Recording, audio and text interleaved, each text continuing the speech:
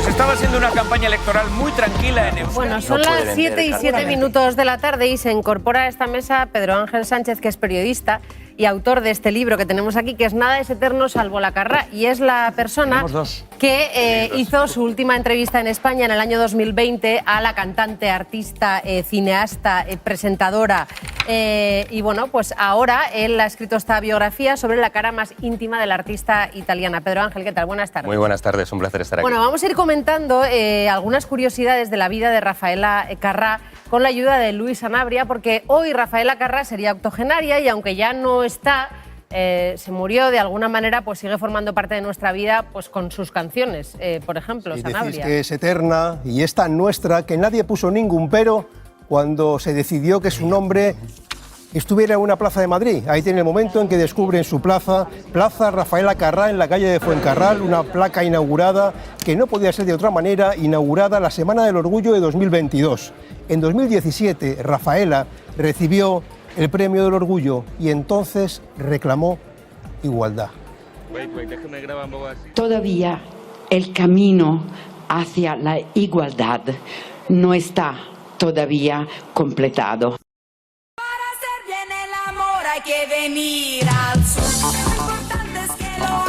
Aquí ya alguien está bailando en el plato. Bueno, había que ser muy valiente para cantar esta letra en la España postfranquista. Rafaela era valiente, pero es que estaba acostumbrada a serlo, porque, por ejemplo, se había enfrentado incluso con el Vaticano. Esta tía me encantaba. Pedro Ángel, déjame que te comente a este respecto, porque es verdad que ella sufrió esa censura por parte del Vaticano, pero al mismo tiempo consiguió ser, he leído en tu libro, en Italia más popular en las encuestas que el propio Papa. Sí, o sea, eso lo consiguió. Realmente era una tía muy poderosa. Porque... Era muy poderosa y muy influyente en la gente. Y eso lo consiguió no solo a través de la música de sus canciones, sino también a través de sus programas de televisión, porque fue pionera, fue una mujer que reinventó la televisión y eso la convirtió también en una artista transversal que ha llegado a tanta gente, no solo por sus canciones, sino también por su papel como presentadora. ¿Cuánto ganó con las canciones? Porque esto sí que es las mujeres ya no lloran, las mujeres facturan, porque esto a día de hoy siguen sonando en todas partes. Claro, y además es lo que yo siempre digo, ahora decimos que Rafaela es muy moderna, pero es que ella cantó a la masturbación femenina, cantó a la homosexualidad hace 50 años, en la década de los 70, cuando las mujeres estaban buscando trabajo y solo encontraban puestos de trabajo de costureras, de cocineras, ella ya estaba cantando a la libertad y era una mujer empoderada. Por eso fue una mujer que enamoró a todos los españoles y españolas y que además llegó justo cuando llegó la transición a nuestro país. Fue tan precursora en un mundo de hombres que solía ser muy hermética y ponía mucha distancia cuando conocía a alguien.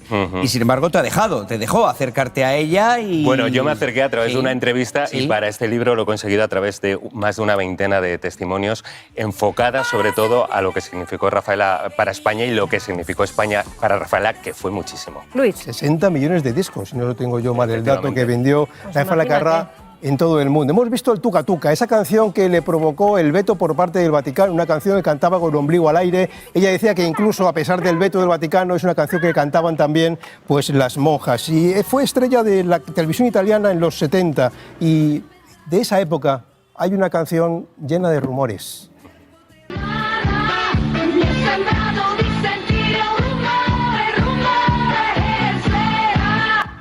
Y la transición española le hizo un hueco en la televisión española de entonces con el Señoras y Señores, un programa dirigido por uno de sus valedores en España, Valerio Lázaro.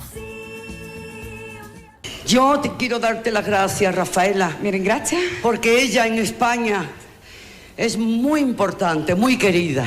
Dice, sono molto amata e importante en muy España. Muy importante. Se le quiere mucho todas tus canciones, tu ritmo, cómo baila, todo. Bueno, pues estas imágenes yo creo que son interesantes porque también a través de tu libro, Pedro, hemos sabido que a Rafaela las folclóricas, las de la bata de cola, le recibieron con cierta frialdad cuando ella empezó a triunfar en España y ella sintió que solamente Lola Flores, digamos, que le había dado algo de calor. No, que no es poco, también te digo. Todo fue porque ella hizo un programa que era La Hora de Rafaela Carrà, esos eran unos monográficos semanales y cada programa iba dedicado a un artista. Llegó ella, hizo cuatro especiales. Entonces las folclóricas dijeron, esta mujer viene aquí a quitarnos el trabajo y porque a ella le dan 4 y a Rafael le dan 1. Lo que pasa que ella la sintieron como competencia, como diciendo, nos va a quitar el trabajo esta mujer.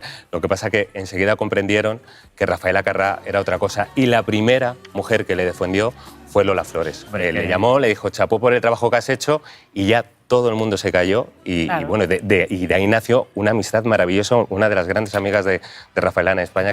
Precursora. Oye, una mujer que lo tuvo absolutamente todo, parece que se quedó con una espina, y es no tener hijos. ¿Por qué no pudo? No tuvo, no quiso, no pudo, no le dio tiempo. Porque le daba miedo a retirarse, irse de gira y que se olvidaran de ella.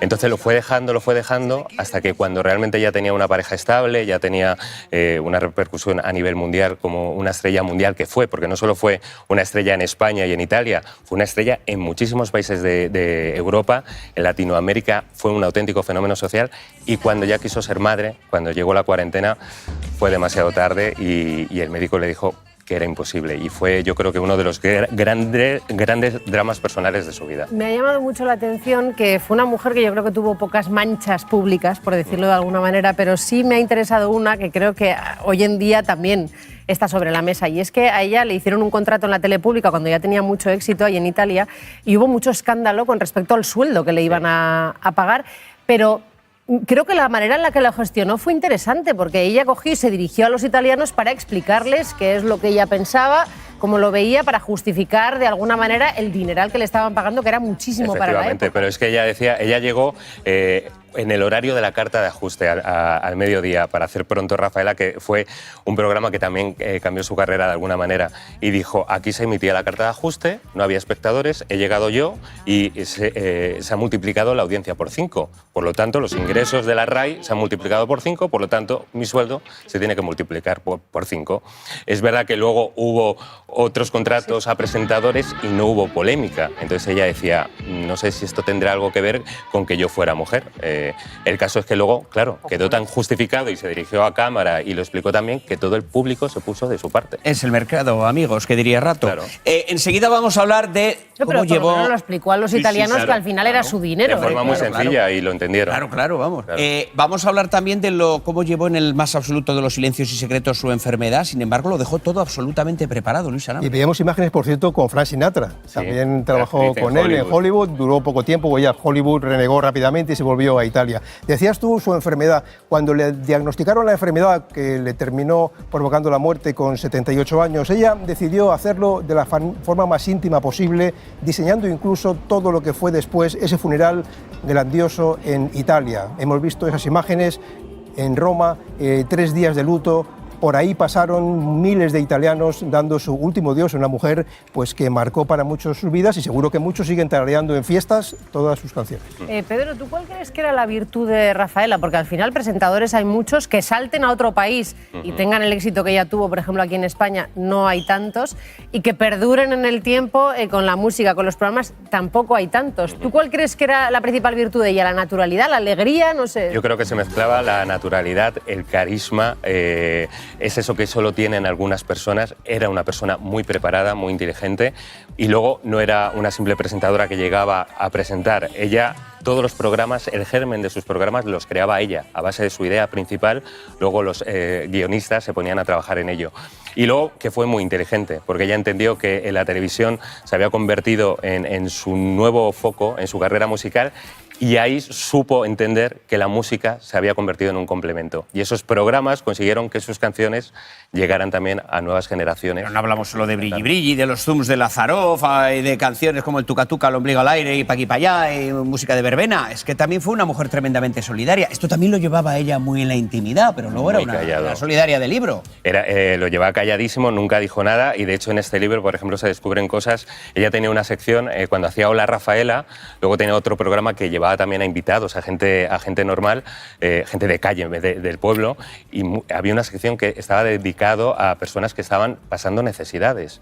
Bueno, pues prácticamente todas esas personas que llegaron con necesidades, que no podían pagar su casa, que se iban con un sobre con dinero que ella daba a sus redactores y les decía, dadle este dinero, este sobre, y les decís que es de parte de Televisión Española, no les digáis que es mío. pero y prácticamente toda la gente que fue con necesidades se fue un sobre. Y ese es un ejemplo de lo solidaria que fue, porque además tenía apadrinado a un montón de niños. O sea, era pues Pedro Ángel Sánchez ha escrito este libro, Nada es eterno salvo la carrá.